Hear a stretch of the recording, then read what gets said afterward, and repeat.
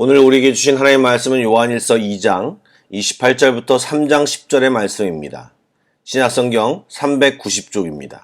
요한일서 2장 28절부터 3장 10절의 말씀을 드라마 바이블로 낭독합니다. 자녀들아, 이제 그의 안에 거하라. 이는 주께서 나타내신 바 되면 그가 강림하실 때에 우리로 담대함을 얻어 그 앞에서 부끄럽지 않게 하려 함이라.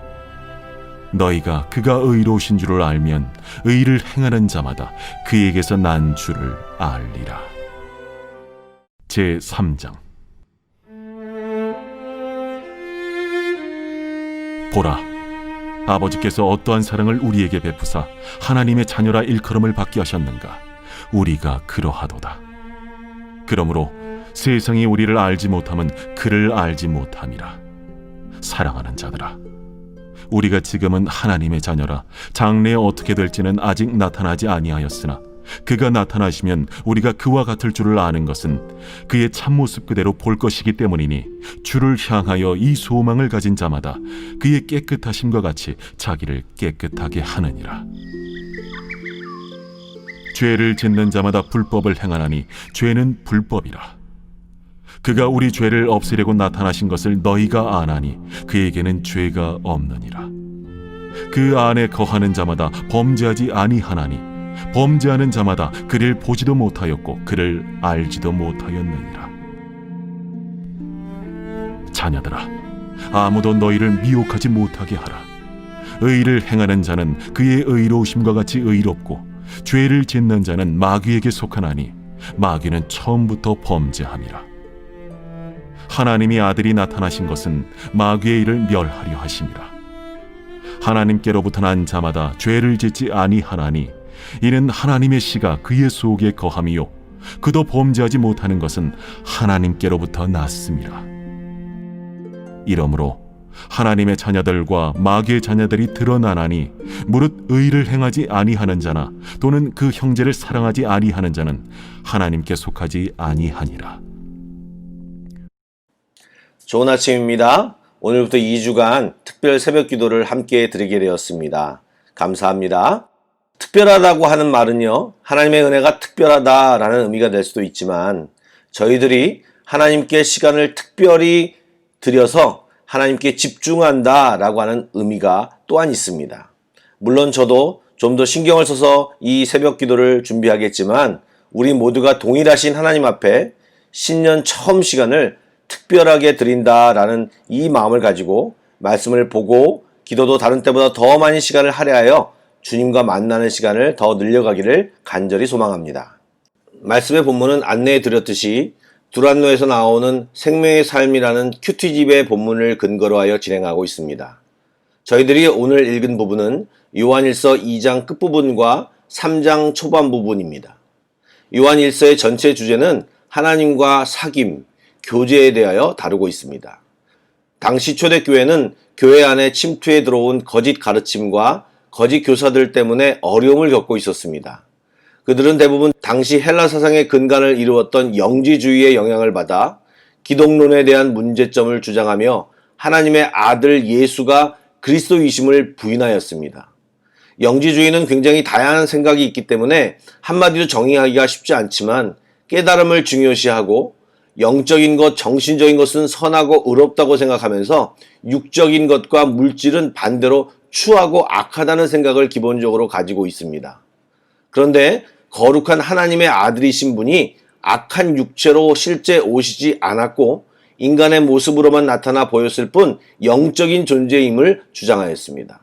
이런 것을 가현설이라고 부르는데, 이런 영지주의적 논리가 초대교회의 신앙을 굉장히 혼란케 해서 오늘날 사도신경이 나오게 되었다라고 말해도 틀리지 않습니다. 이런 거짓 교사와 사상의 영향으로 사람들의 신앙이 흔들리고 말씀을 따르기보다는 엉뚱한 이론에 미혹되어 신앙을 떠나는 사람들이 늘어났기에 사도 요한은 다시 복음에 대해서, 그리스도의 교훈과 마땅히 우리들의 삶에 대해서 지금 요한 1서를 통하여 말하고 있는 것입니다. 2장 끝부분에서 사도 요한이 1장과 2장의 내용을 정리하면서 주 안에 거하는 삶, 의를 행하는 삶을 요청합니다. 왜요? 주님이 다시 강림하실 때 우리가 담대하게 부끄럽지 않으려면 우리는 주님의 말씀에 따라 살아가야 한다. 그리고 우리가 그분께 속했다면, 그에게 난 자라면 당연히 의로우신 분을 본받아 우리 안에 의로움이 있는 것이 당연하다고 이야기합니다. 우리가 한 부모의 자녀라면 부모의 모습을 닮게 되어 있습니다. 설사 입양한 자녀라고 할지라도 함께 가족으로 살아가다 보면 부모의 모습을 또 말투를, 행동을 닮게 되어 있는 것입니다. 하나님처럼 100%의 완전한 의로움은 아니더라도 우리 안에 하나님 닮은 구석이 있어야 우리를 보며 다른 사람들이 하나님을 상상할 수 있고 우리를 통하여 하나님을 믿게 될 수 있는 것입니다. 사도 요한은 성도를 지금 뭐라고 부릅니까? 바로 자녀들이라고 부릅니다. 성도들에게 예수 그리스도의 십자가의 사랑으로 말미암아 자녀가 된 존재임을 환기시키고 있는 것입니다. 물론 우리가 이 세상에 살고 있기 때문에 아직 완전히 죄에 대하여 자유롭지 못합니다. 세상의 수많은 시험과 유혹 속에서 넘어지고 쓰러지고 그렇습니다. 이제 예수님이 재림하시면 자녀로서 완전한 모습이 완성될 텐데 우리는 약간 어정쩡한 모습을 가지고 있습니다. 예수님의 보혈로 우리의 죄악이 씻기었기 때문에 법적으로 우리는 의로운 사람이지만 실제 우리의 삶 안에는 더러움과 죄악이 여전히 있기 때문입니다. 그러므로 사도 요한은 우리에게 말하기를 깨끗해야 함을 먼저 말하고 있습니다. 하나님의 자녀의 정체성으로 우리는 깨끗함을 유지해야 합니다. 어떻게 가능할까요? 1장에서 말한 것처럼 빛 가운데 거해야 하고 빛 가운데 다녀야 합니다. 그래야 우리의 몸이 더러워졌는지 어디가 더러운지를 알 수 있고 우리 안에 죄악이 무엇이 있는지를 알 수 있습니다. 하나님은 빛이십니다. 하나님과 깊은 교제를 하고 있으면 우리는 깨끗해질 수 있습니다. 죄악이 발견되면 회개하고 깨끗함을 입을 수 있기 때문입니다. 사랑하는 성도 여러분, 하나님과 교제하고 계십니까? 말씀을 보시고 기도 생활을 하고 계십니까? 삶 속에서 주님을 인정하고 주님을 의지하고 살고 계십니까? 이러한 삶이 주님과 교제하는 삶이요, 빛 가운데 사는 삶입니다. 2021년 빛 가운데 살고 거하는 삶이 우리 안에 충만하여 하나님의 자녀답게 깨끗한 삶을 사시기를 기원합니다. 아멘. 두 번째는요, 주 안에 거하는 삶이란 죄를 짓지 않는 삶을 살아야 합니다. 이 말을 들으면 우리는 와우, 어떻게 이 세상을 살면서 죄를 짓지 않고 살 수 있나 라는 의문을 갖게 될 것입니다. 그런데 이 말은 잘 이해해야 합니다. 이 말을 잘 이해하려면 먼저 죄에 대한 정의를 정확히 알아야 합니다. 죄는 불법이라고 합니다. 즉 법이 없는 사람을 이야기합니다. 에덴 동산에서도 주님은 한 가지 법을 아담과 하와에게 주셨습니다. 선악과를 따먹지 말라는 법을 주신 것이죠. 즉 하나님께서는 하나님이 자녀답게 사는 법을 주셨는데 사실은 그것은 하나님의 계심을 인정하는 것입니다. 법을 지킬 때 하나님을 인정하고 있다라는 말이기 때문입니다. 그런데 우리 안에 하나님을 인정하지 않고 내 마음대로 말씀과 상관없이 내 본성대로 살아가는 것이 바로 죄라고 말하고 있는 것입니다. 이제 하나님 앞에 속했다. 그리고 하나님께 거한다라는 말은 하나님을 의식하고 하나님의 말씀대로 살려고 하는 사람을 의미하는 것입니다.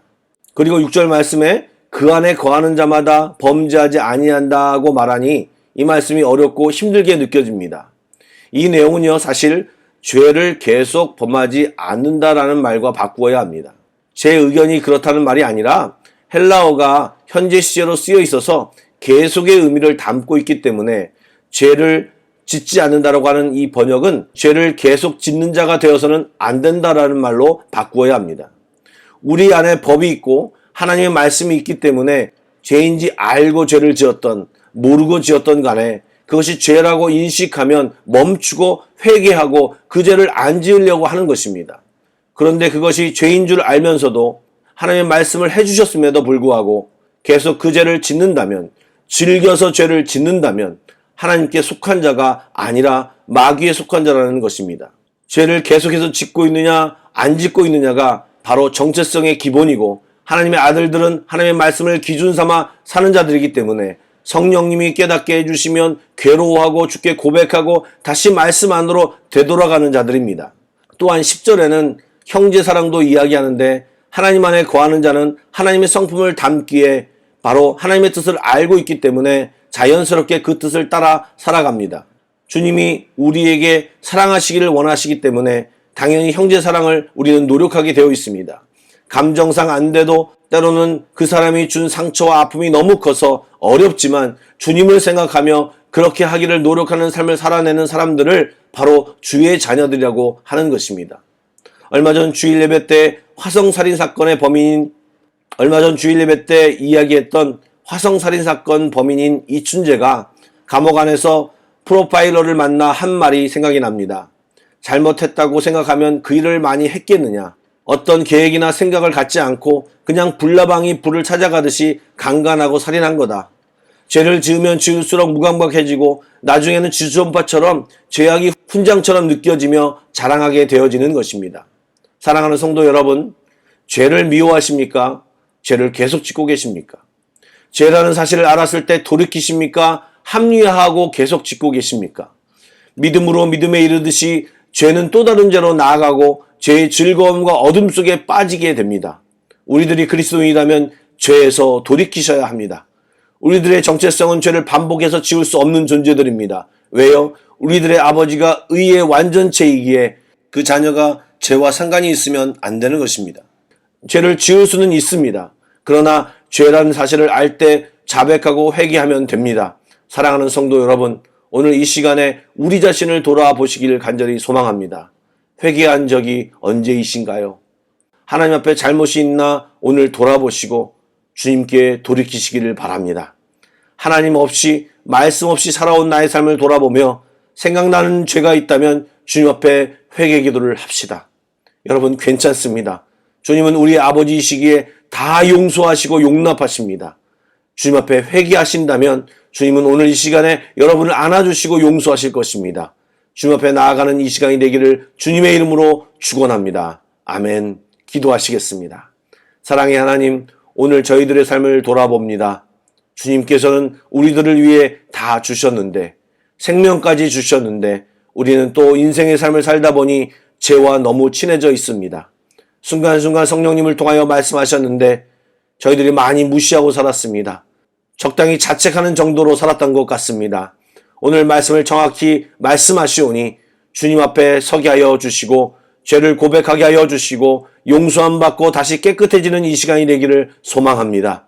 만일 우리가 우리 죄를 자백하면 그는 미쁘시고 의로우사 우리 죄를 사하시며 우리를 모든 불의에서 깨끗하게 하실 것을 믿습니다. 오늘 다시 주님 앞에서 깨끗해지고 새로워지는 하루가 되게 하여 주옵소서. 예수님의 이름으로 기도드립니다. 아멘. 찬양 한 곡을 조용히 묵상하시고 기도 제목을 보시며 함께 기도하신 후에 각자 개인 기도로 나아가겠습니다.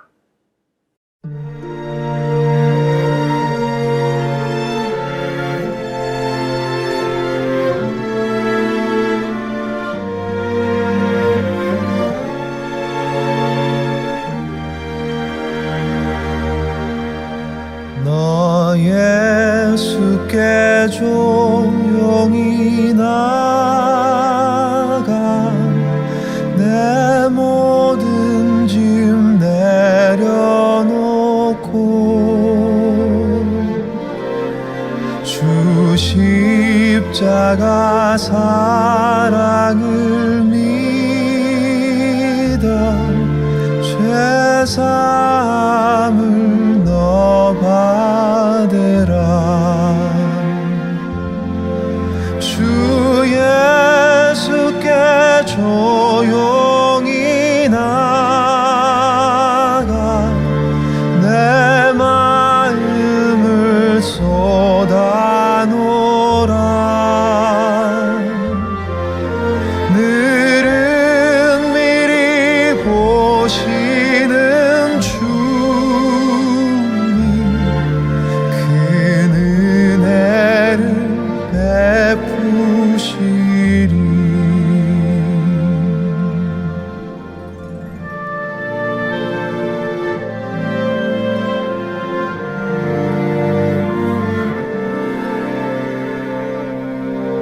주 예수의 은혜를 입어 내 슬픔이 없어지리.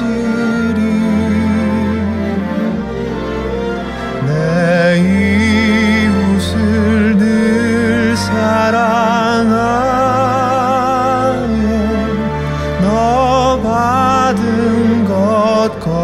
젖주라 주 예수께 조용히 나가 내 마음을 쏟아놓으라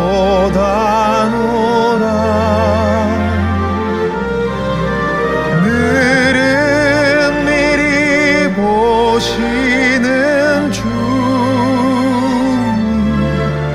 그 은혜를 베푸시리